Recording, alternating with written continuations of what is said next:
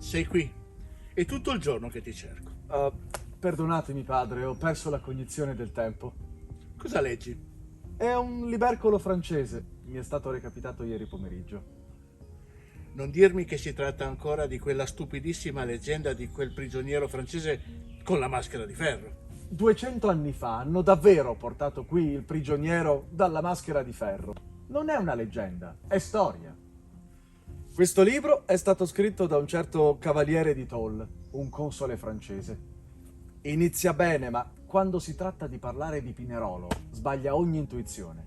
E senz'altro questo libro va ben più in profondità rispetto agli scritti di Voltaire, ma non è ancora conclusivo. Voltaire? Cosa c'entra lo scrittore? Nel 1687 il prigioniero dalla maschera di ferro venne portato dalla fortezza di Exil a Santa Margherita. 11 anni dopo venne trasportato da Santa Margherita alla fortezza della Bastiglia. Qualche anno dopo, quando Voltaire venne arrestato, è proprio alla Bastiglia che venne portato. E lì incontrò i prigionieri di lunga data, con cui parlò e scoprì il mistero della maschera di ferro.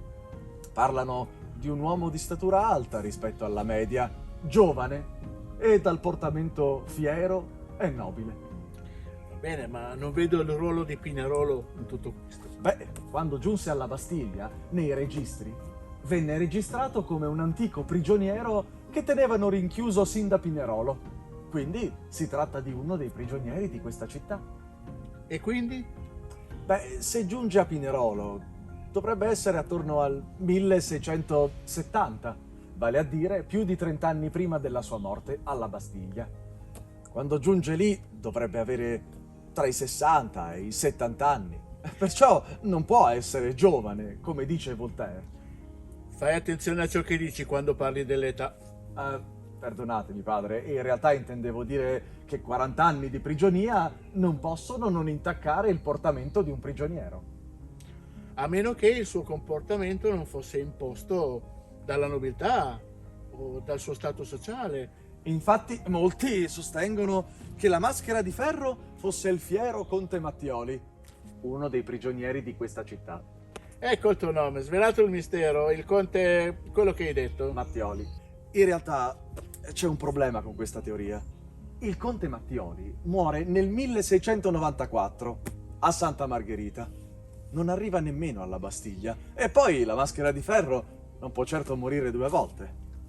Senti figliolo, siamo nel 1840 e se non riesco a portarti a casa entro l'ora di cena, chi verrà trovato morto sarò io per mano di tua madre. Quindi me ne parlerai andando a casa. Beh, allora, dal momento che ci siamo, lasciate che vi racconti della teoria secondo cui potrebbe essere il fratello del principe. Ma è assurdo, insomma, il re non aveva un figlio.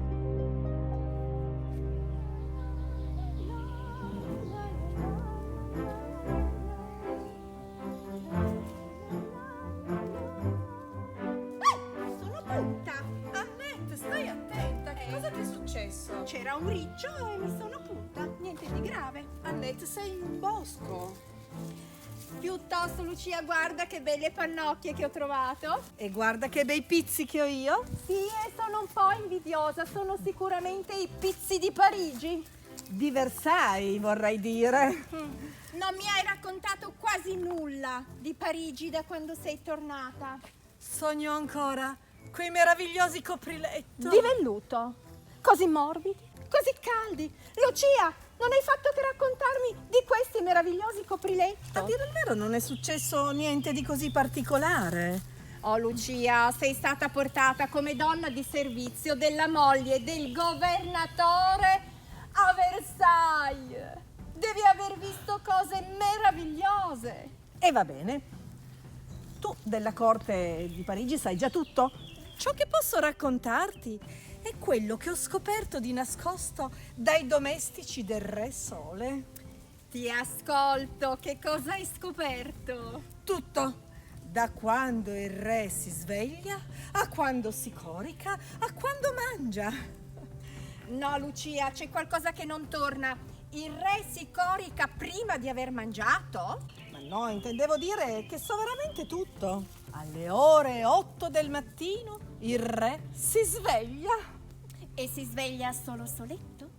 Si sveglia perché quatto quatto un valletto va al suo cospetto e gli sussurra: sì, re, è l'ora, fino a quando il sole luminoso del mattino non apre gli occhi. E poi si alza? Si alza per metà, infila la vestaglia, testa fuori e ginocchia al calduccio. E poi scommetto che arriva il barbiere che gli fa barba e capelli. Barba e parrucca. E poi forse arriva il dottore che gli dice: buongiorno sire, oggi siete in splendida forma. Lasciatevelo dire. Esatto. E questa si chiama la grande entrata, con i familiari e con i signori del paese. E poi c'è la piccola entrata con i gentiluomini che assistono alla rigenerante colazione del re. Sire, possiamo vedervi mangiare rumorosamente? Infine, solo pochi eletti possono assistere alla sontuosa ed estenuante vestizione del re, 2 ore di pizzi e merletti. finché il re si alza, vestito e luminoso, e attraverso i lunghi corridoi con fare sontuoso e regale. Bene, Lucia, arrivati a questo punto, torna a dormire? Ma no, poi va a messa. Lucia, ma sei sicura di non aver dimenticato qualcosa? A dire il vero, c'è la parte in cui il re, tutto sudato, per la notte passata su decine e decine di cuscini di piume, si fa asciugare e strofinare per benino dal medico personale. Lucia, questa parte lasciamola perdere per piacere, però ti prego, raccontami ancora qualche cosa di così bello e sfavillante della corte. Posso raccontarti del pranzo mentre andiamo in città? È una storia un po' noiosa, ma davvero illuminante. Ma illuminante per chi ha dei vestiti di giallo, delle posate di legno, Delle tovaglie di broccato. dei capelli.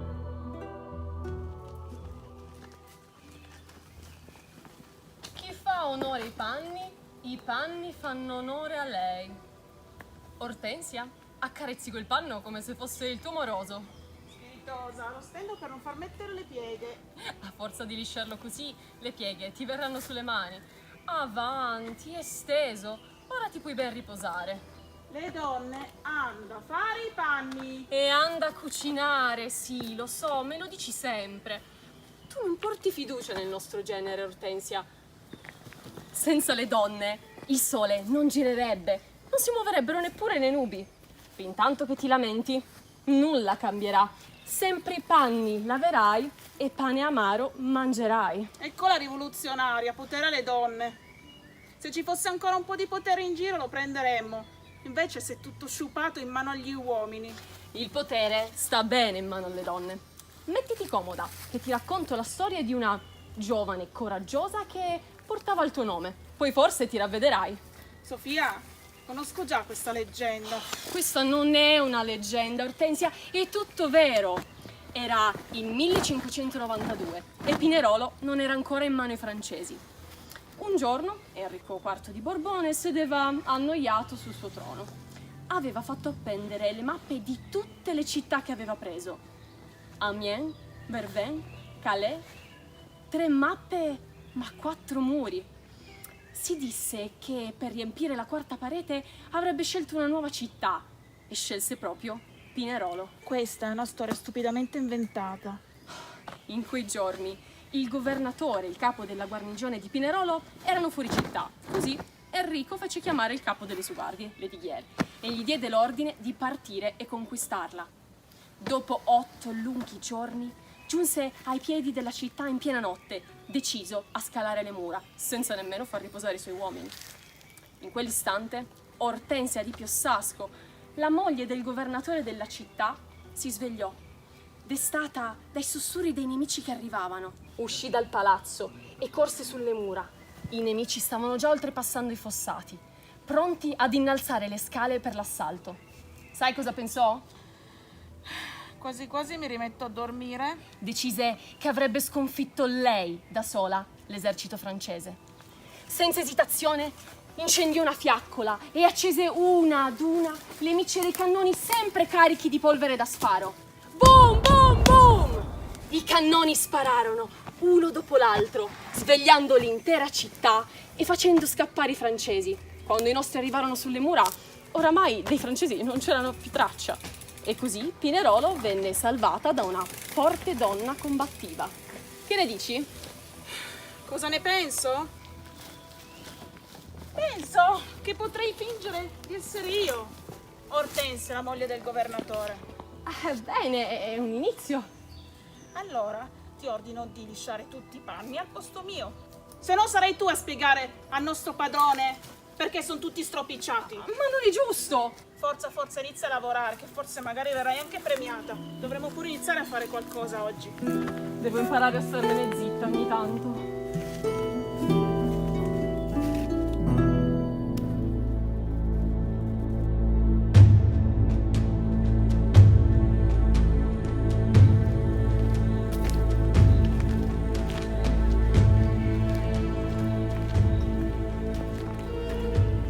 Alto là!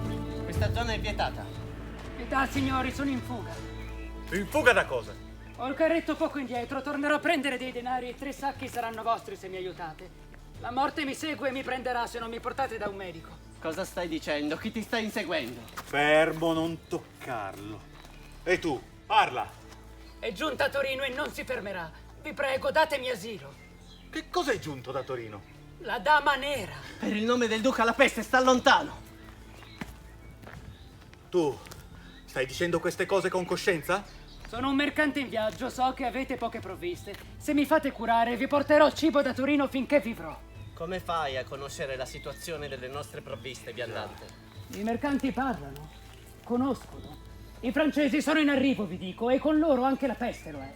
Portatemi in città, fatemi curare e vi aiuterò a sopravvivere. No, ti sbagli. I francesi non arriveranno a Pinerolo. Il cardinale Richelieu si sta dirigendo verso Torino per stanare il duca di Savoia.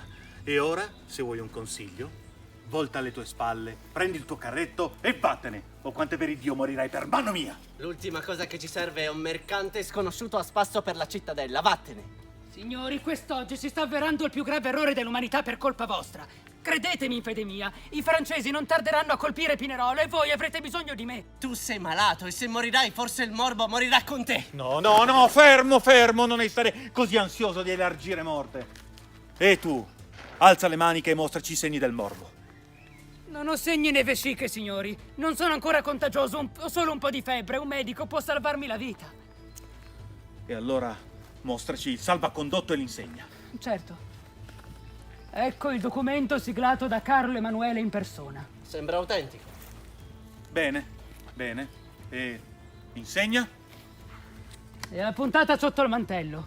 Ve la mostro. Fermo, dannazione!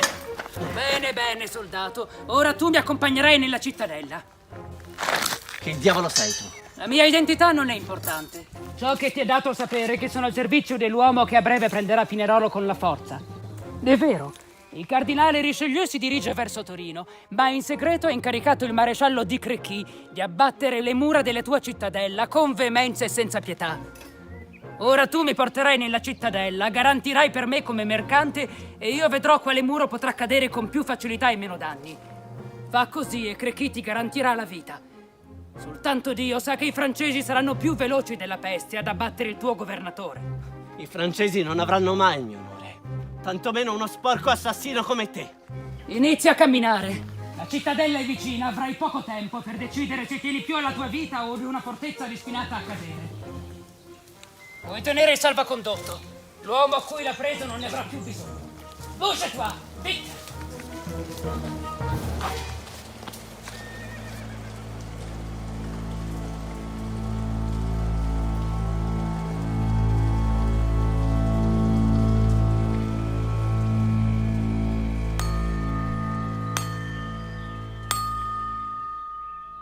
L'oscura mezzanotte di Santa Brigida si riempie di un lampo e poi calano le tenebre. Ogni notte è un lampo, ogni notte è un urlo.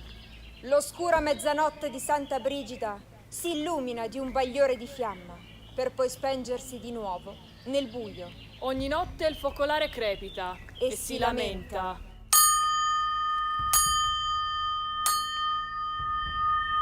Alla voce di una giovin donzella chiamata Donna Matilda, che al giovane Enrico vietarono di portare all'altare.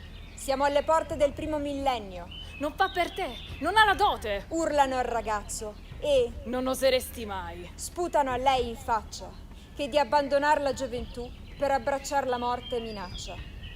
E mentre Enrico, ora pazzo, sparisce e fugge verso ignoto destino, per il tristo divieto, su quella collina, Matilda si toglie la vita. Le campane a nozze divennero ossequio di morte, le lacrime di gioia, tristi per la mala sorte. Il corpo della donna è sepolto dove ella è morta e consacrata. Una croce di ferro viene lì conficcata.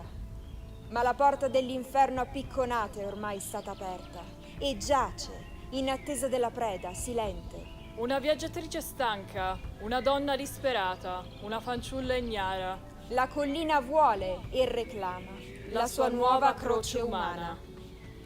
300 anni dopo, una giovane donna viene spinta a recarvi là, al calar del sole e al levarsi della notte, da un infantile scherzo nato ad una fonte. Non oseresti mai. Le dice l'amica, e la fanciulla, per zittirla, si impone risoluta la missione: derubare il colle della croce consacrata e sostituirla col fuso della sua amata lana. Ogni notte è un lampo, ogni notte è un urlo. Quella notte arriva, carica di nubi nel cielo disteso, e con un colpo di vento la più scura di esse le sembianze di Enrico ha preso.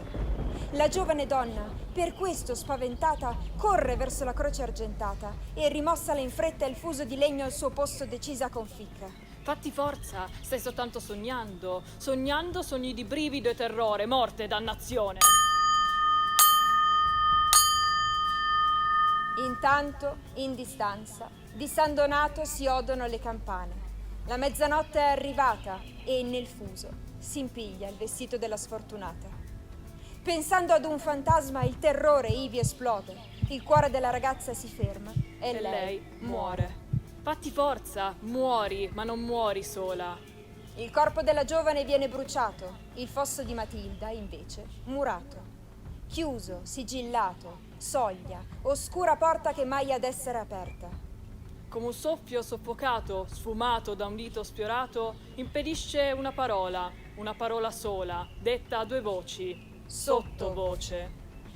Sopra quel muro viene eretto un bianco pilone, su cui qualcuno il viso dolce di una donna ha disegnato. Ogni notte è un lampo, ogni notte è un urlo. Ogni notte da allora il cielo si squarcia di un lampo silente, una nube incombe possente e conficcato nel terreno un fuso da lana appare misteriosamente.